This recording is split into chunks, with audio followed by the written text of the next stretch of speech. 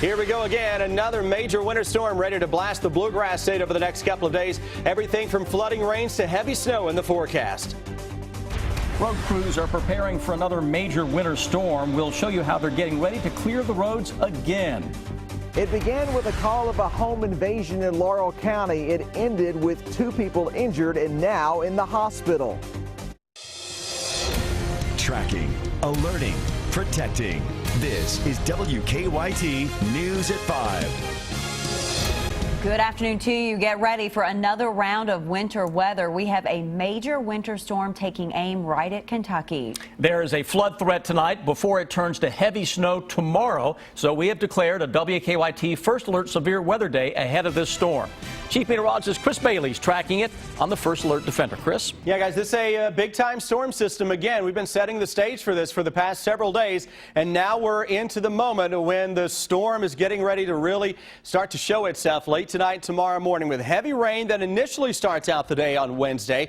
Middle of the day, we're going to start to see a switch to snow and especially sleet for several hours tomorrow afternoon. Then as we go into Wednesday evening, Wednesday night, and Thursday morning, significant heavy snows, a good likelihood across much of central and eastern Kentucky. Winter storm warning is out for the entire region. That'll carry us from Wednesday afternoon through Wednesday night and into most of Thursday as of now. This is a very moisture-laden system, so once we get into the snow and sleet side of this second half of tomorrow, and especially tomorrow night into Thursday morning, I'm talking about a swath of 8 to as much as 14 inches of sleet and snow showing up across the area I've highlighted in the pink here, and that's a lot of real estate. Now, a little farther to the south, we will see more in the way of sleet. Farther south you go, the better the chance you get in on a rare sleet storm that would cut down those totals to maybe a couple of inches, if not a little more, along the Tennessee and Virginia border counties into southeastern Kentucky. But it's a fine line that some areas, especially that 5 to 10 to 2 to 6 area, will be walking tomorrow between heavy snow and heavy sleet. You may hear some thunder and see a little lightning at some point tomorrow night during all this. But as you mentioned, guys, before we get to that point, high water is a possibility. Flood watch is out for the entire area. Creeks and rivers especially prone to some minor high water right now. Do not see this as a major flood event across the region. Live First Alert Defender outside of some showers, a very almost spring-like afternoon finally with temperatures around 60. Front though is off to our northwest. That's a big temperature tumble that is on the way later tonight. That will introduce Arctic air and our snowstorm and sleet storm on the way for the next couple of days. I'll break it down in greater detail when I come back in less than 15 minutes. Thank you, Chris. Well, it took days to dig out of the last winter storm. Now across the area, road crews are getting ready to do it all over again. WKYT's Jordan Valines is live for us in Lexington with more on how they're preparing for more snow. Jordan? Amber, that's right. Road crews left here about an hour ago. They said they're going to go home and get some rest before tomorrow. Now, so far, they haven't been able to pre-treat the roads because of today's rain, but they did say that today's weather is beneficial to them because it's helping melt any leftover snow on and around the roadways. Road crews tell us that today's 50-degree weather will also help increase the temperature of the pavement, which is beneficial because ground temperatures play a large part in how quickly the snow starts to adhere to asphalt and concrete. All in all, road crews say they're prepared for whatever winter weather tomorrow brings. And of course, we're prepared. Everybody's still kind of tired from the Snowmageddon, what it was at Octavia, but this one, we're ready for it. We got salt, we have the equipment, and, practice makes perfect, I guess. Now, road crews will begin working at 12-hour shifts beginning tomorrow morning. Live in Lexington, Jordan Valines, WKYT. Now, some cities are using what they learned during last month's winter storm as they plan their response this time around. City leaders in Georgetown held a news conference this afternoon to talk about how they'll handle the snow. WKYT's Garrett Weimer shows us their plan. Here in Georgetown, Mayor Tom Prather announced that the city and the county are working together under a new interim snow plan to help them respond better to the storm this time around. That plan divides the city into quadrants along Main and Broadway. That way crews can work on all those areas of the city at the same time. Because of the wet weather and rain expected beforehand, though, crews will not be able to pre-treat effectively. But the city of Georgetown and Scott County both say they have plenty of salt on hand to put down on the roads. At a news conference inside City Hall this afternoon, Mayor Petraeus said they were caught a little off guard by the last storm and want to be 100% ready for this one. We don't want to fall behind the storm. If the snow comes as heavy as it might, if we fall behind, it's going to become exponentially more difficult. We want to stay on top of the storm as it occurs. Mayor Petraeus is asking folks here in Georgetown to park off the streets starting tomorrow morning and going through Thursday evening. That way crews can get through more easily. He also reminds folks only to call 911 for emergencies and call dispatch if it's a non-emergency. In Georgetown, Garrett Weimer, WKYT. Also, the emergency management director says they'll have 3 warming centers available if they're needed. Remember, you can stay up to date on the weather anytime. Just visit WKYT.com for the latest forecasts, closings, and the weather ahead. Police received a call for help after gunfire came out of a southern Kentucky home last night. 2 people were shot at a home on Hazel Patch Road north of London. Right now, police aren't exactly sure what led up to that shooting. WKYT's Phil Pendleton is tracking the investigation in Laurel County. What happened here? There's just so many unanswered questions right now. Police say they're perplexed over the series of events that took place Monday night at this home on Hazel Patch Road. A call of a violent act pleading for help brought deputies out just after 8 o'clock. Apparently 2 intruders had broken into a residence and shot a woman at that residence. Yet when officers arrived, there was a lot of confusion as to exactly what had happened. Police say they do know that 47-year-old Pamela Newcomb was shot in the stomach. 2 hours later, a man showed up at the Somerset Hospital with a gunshot wound. Both are now at UK, and police are scratching their heads as to what transpired. Could it be a home invasion? Yes. Could it be an argument between people that knew each other? Yes. And police were still trying to track down at least one more person to try to figure out exactly what happened last night. When we were outside the home, a man drove up, but he ignored our questions. Police say they believe Newcomb was shot inside her home.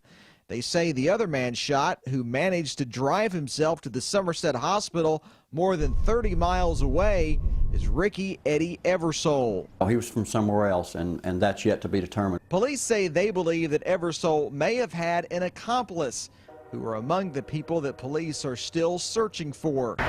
Laurel County, Phil Pendleton, WKYT. Police say so far no one has been charged. Ricky Eddie Eversole is in serious condition at UK. We've not been able to get a condition for Pamela Newcomb.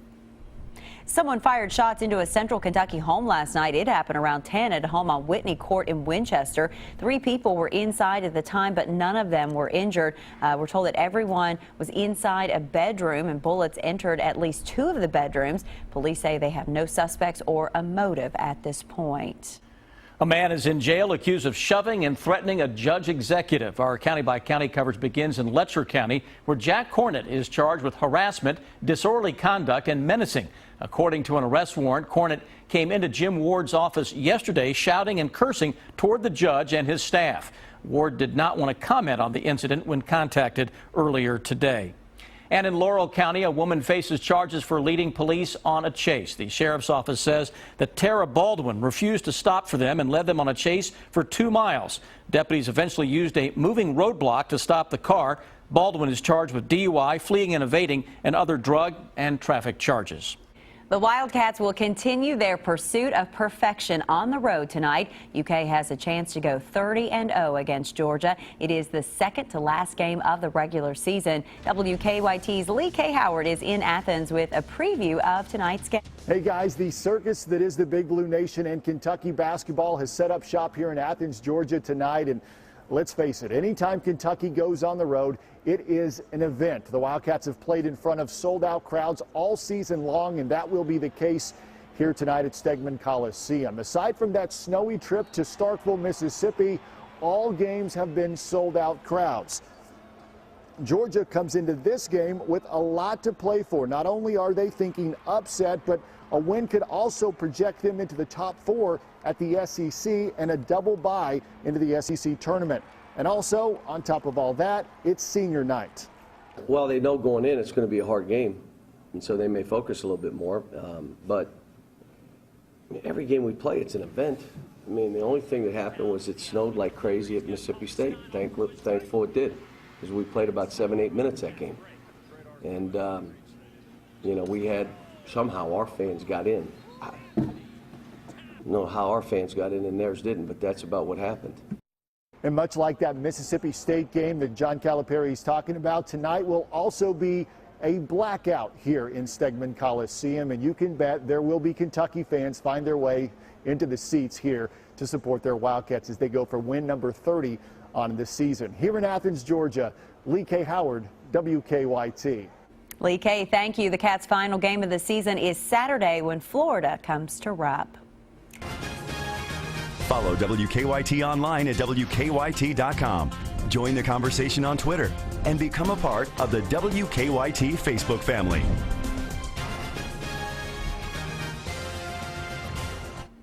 Let's take a look at the most discussed stories on our website right now. People are talking about a proposal to ban a popular type of rifle ammunition, Rand Paul's victory in a straw poll, and a bill to create transgender bathrooms in schools. You can join the conversation at WKYT.com. The Israeli prime minister delivered a speech to Congress this morning. Benjamin Netanyahu laid out specific concerns about U.S.-led negotiations to prevent Iran from developing a nuclear weapon. He says he's worried the U.S. and its partners will give up too much in the negotiation with Iran. He says he wants a better deal. A better deal that doesn't leave Iran with a vast nuclear infrastructure and such a short breakout time. A better deal that keeps the restrictions on Iran's nuclear program in place until Iran's aggression ends. House Speaker John Boehner extended the invitation to the prime minister to speak without consulting the White House or Democrats. Dozens of House members and a handful of senators did not attend.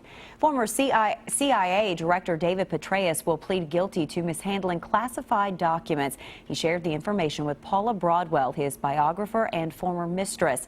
The U.S. Justice Department and Petraeus are asking for 2 years probation and a $40,000 fine. A sentencing hearing has not been scheduled. A jury has been seated in the trial of the Boston Marathon bombing suspect. 20-year-old Johar Tsarnaev faces 30 charges in the April 2013 attacks. 3 people died and more than 260 were injured. And with the jury now in place, opening statements will begin tomorrow. Tsarnaev faces the death penalty if he is convicted. Edward Snowden is ready to consider a return back to the United States. Snowden has been living in Russia since leaking thousands of classified documents to media outlets. Snowden's attorney says he wants a guarantee of a legal and impartial trial before deciding to return to the States. And now for better living, health, education, and consumer news that impacts your life. A recall alert for Hyundai owners. The company is recalling 63,000 cars because a sensor problem could cause drivers to lose power-assisted steering. The affected models include 2008 to 2010 Elantras and Elantra touring vehicles. Owners can contact Hyundai for more information. A new report shows many teens experience dating violence. In a Centers for Disease Control survey, more than 1 out of every 5 high school girls reported being physically or sexually assaulted by someone they dated. 1 out of 10 boys reported the very same thing. Well, there are thousands of people who need to cut out gluten from their diets due to celiac disease. I know firsthand, I'm one of them. But many more people have started to remove the protein found in wheat, rye, and barley from their diet as well. As Holly Furfer shows us, doctors say people who don't suffer from celiac should be careful before cutting gluten completely out of their diet. When you go to any grocery store, you're likely to see a whole host of gluten-free products. For the roughly 3 million people who suffer from celiac disease, they're a welcome alternative. They have problem absorbing that or breaking it down, and their bodies develop a reaction where they get a damage of the small bowel. And eventually it could even be fatal. But in the past few years, there's been a growing trend of people without celiac disease cutting gluten from their diets, saying they had a gluten sensitivity. After abstaining from gluten, they see a clear difference in their symptoms. Doctors say you should be tested before giving up gluten completely because those symptoms might be caused by another issue altogether. But what about people who eliminate gluten from their diet and say they feel better?